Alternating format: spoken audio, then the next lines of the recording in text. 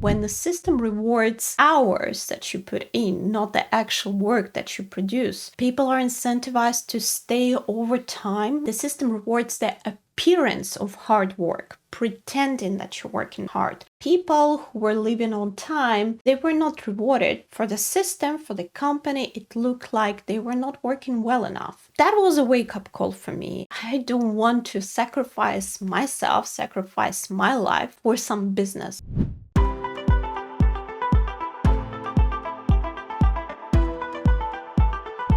Why do smart, capable people end up being trapped in systems that make absolutely no sense? Why do companies become irrational? Why do people stop questioning obviously dysfunctional things? And how do we stay human, critical, and sane inside systems like this? My name is Masha. I'm Agile coach. I've been living in Japan for over 15 years, doing Agile coaching and leadership coaching for the last 10 years. And this channel used to be primarily about Agile, and Agile has shaped me, who I am. It still makes up a significant part of my life, but I want to step into bigger problems, bigger topics, because all these questions have been fascinating me for a very long time, and I'm finally ready to discuss it with you. For years and years, having worked in many different companies and then for many different companies as a consultant,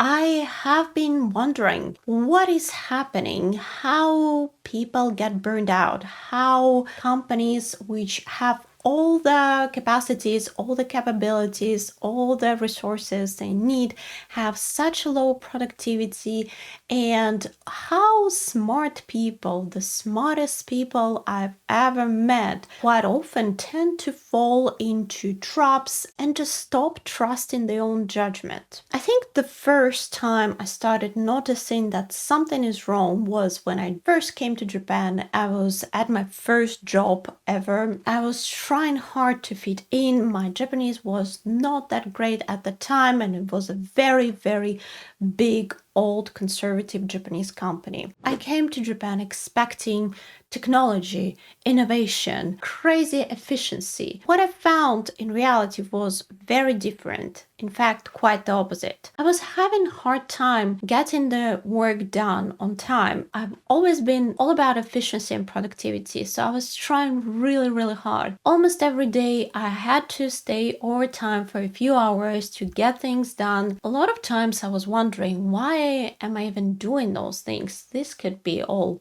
automated. Do we really need 30 pages of slide deck for this meeting tomorrow? Because it's just for our department and we could just have a discussion. But I was not really questioning those things. I was just sitting there and getting things done. So here I am on a random Thursday, and it's way past 9 p.m. and I'm sitting there eating my onigiri, trying to crunch the numbers and get things done so that I can leave and go home finally. And then I noticed right next to me, there is a colleague of mine who has been complaining for the whole day how he has absolutely nothing to do and he's so bored. He's sitting there too. He is working on something. So I come to him and I ask, what is keeping you busy? You've been complaining that you have nothing to do. To which he responds that I just bought a motorcycle and I have to pay for it. So I need those overtime hours to get a better pay. This is when it struck me that when the system rewards this kind of behavior, when the system rewards hours that you put in, not the actual work that you produce, people are incentivized to put together 30 pages slide decks for meetings, which only take half an hour. People are incentivized to stay over time because they want the extra money. The system rewards the appearance of hard work, pretending that you're working hard. You know, in our office, it was such a flex to say, I have left yesterday with the last train. I didn't have any time to eat dinner or lunch yesterday because I was so busy working. Being busy working became some sort of show-off activity. People who were living on time, they were not rewarded. They were not getting promotions. They were not getting nice bonuses. For the system, for the company, it looked like they were not working well enough. Where for me, being efficient and being productive meant that I could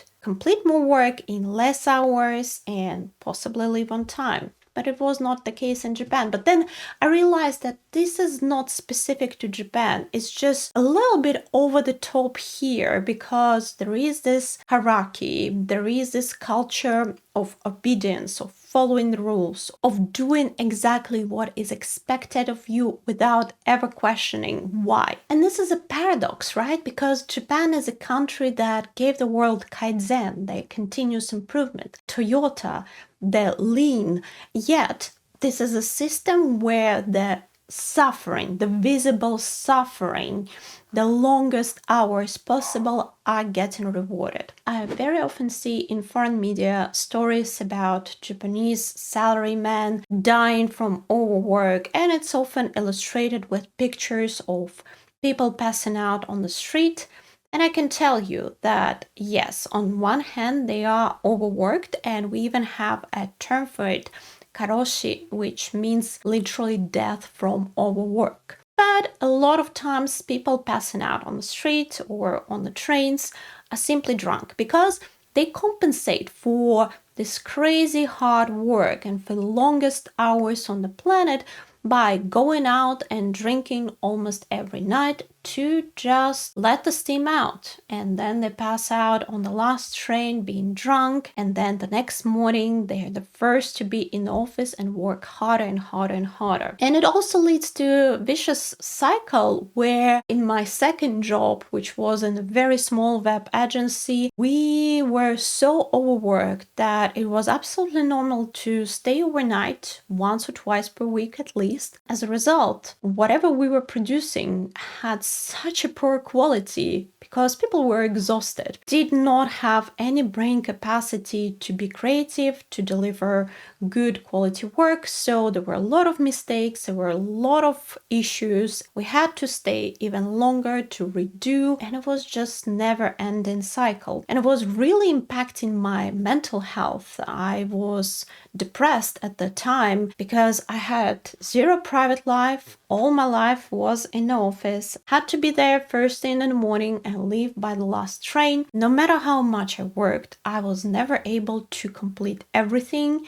I was never able to get all the work done and deliver good results because I was exhausted as well, and the results of my work were way below average. I was feeling lazy, and I hate this when I feel lazy. I did not want to go to work, but I was forcing myself. And around me, there were people who were going on mental breakdowns, literally. Once every 3-4 months, there would be at least one person in the office who would go on complete mental breakdown, stop showing up for work, go on a prolonged medical leave because they were clinically depressed and their mental health was in very bad shape. And at the beginning, I used to think that because of my skill set, because of the responsibilities that I have, I am indispensable and I have to get this work done no matter what, because if I don't get this bit of work done, I will basically betray my colleagues, betray the company. But what happened when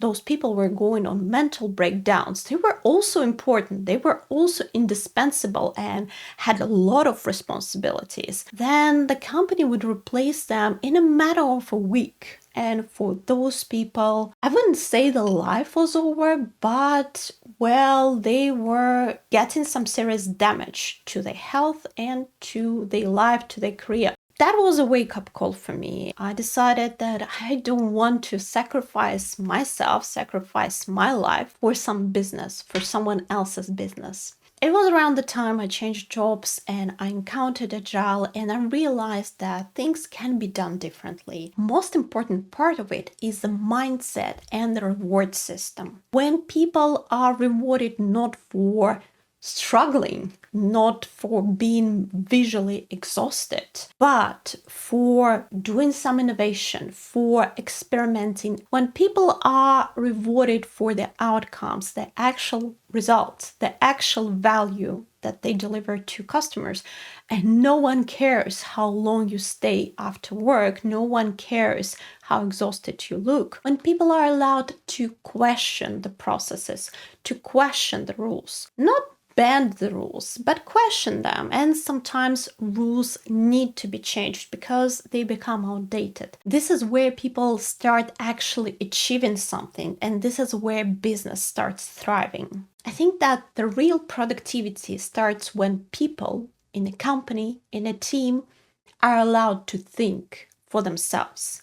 And thinking for themselves is actually rewarded. And I also think that this is why so many smart, capable, intelligent people get burned out in corporations. They are forced to ignore the absurdity. They're forced to comply to rules that make no sense. They are forced to follow the incentives that make no sense. This becomes almost like a gaslighting. So the company, the organization is gaslighting you into thinking that this is normal, that this is okay. The good news is, now that we know that this is not okay and we can use our voices and speak up against it, go and change. Or if we can't change the company, if we can't fix what is not working, go somewhere else where things follow common sense a bit more. Systems are incredibly powerful, and they will always be more powerful than individuals. They shape our behavior, they shape the way we think, and it's really, really hard to stand up against them. But the good news is that as an Agile coach, I'm seeing more and more organizations all across the world in different industries realizing that this is not okay, realizing that without thinking individuals, without right incentives, they will no longer be able to succeed in this world. So honestly, I'm quite optimistic for our future. I'm hoping that with Agile, as a broader mindset, ways of working approach, we will be able to have better work-life balance, to have more efficient, more productive, more successful businesses, and happy individuals working in those businesses as a result. This is the kind of discussions I would like to start having on this channel. And if this resonated with you, please share in the comments as well where you have seen some absurdity in organizations, where you have seen the lack of common sense. Have you ever been gaslit by an organization into thinking that this is normal and this is how things should be? And what was the impact on you? I would love to hear from you, and I would love to hear as well what you would like me to cover in the upcoming videos. I hope I will see you again on this channel, so if you haven't done it yet, please don't forget to subscribe, like this video, and let's keep exploring dysfunctional systems together.